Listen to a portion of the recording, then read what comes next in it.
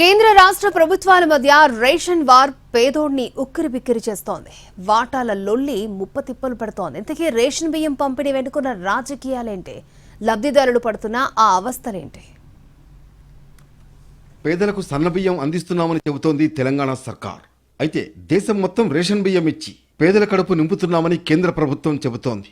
అయితే ఈ అంశం కాంగ్రెస్ బీజేపీ మధ్య మాటల యుద్ధం వరకు వెళ్ళింది. ఇలా ఉంటే తాజాగా 3 నెలల బియ్యం ఒకేసారి ఇవ్వాలని కేంద్రం రాష్ట్రాలను ఆదేశించింది. దీంతో ఇప్పుడు పంపిణీ కొనసాగుతోంది. అయితే ఇప్పుడిచ్చే రేషన్ బియ్యం తీసుకునే లబ్ధిదారులకు బయోమెట్రిక్ తప్పనిసరి చేశారు.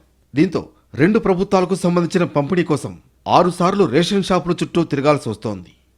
ఆదిలాబాద్ ఉమ్మడి జిల్లాలో 1506 షాపుల్లో సన్న బియ్యం పంపిణీ చేస్తున్నారు. ప్రతి లబ్ధిదారుడికి 6 కిలోలు ఇస్తారు. అయితే బియ్యం తీసుకోవాలంటే 6 సార్లు వేలిముద్ర వేయాల్సి వస్తోంది. దీనికి కారణం కేంద్ర రాష్ట్ర వాటాలు. పైగా రసీదులు కూడా ఈ లెక్క రాసి చూపిస్తున్నారు. క్రెడిట్ వార్ సంగతేమో కానీ పేదలకు మాత్రం తిప్పలు తప్పడం లేదని అంటున్నారు.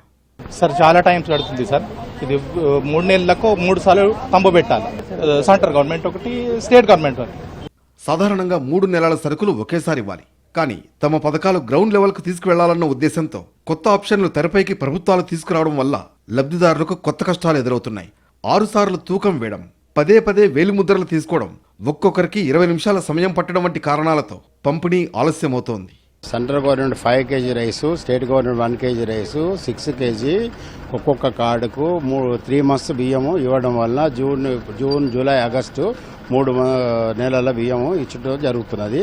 మేము కార్డు చేసి 3 తంబులు తీసుకొని జనానికి ఇవ్వడం జరుగుతుంది. త్వరలో స్థానిక ఎన్నికలు వచ్చే అవకాశం ఉండడంతో దీన్ని ప్రచారాస్త్రంగా మలుచుకునేందుకు పార్టీలు ప్రయత్నిస్తున్నాయన్న చర్చ జనంలో సాగుతోంది.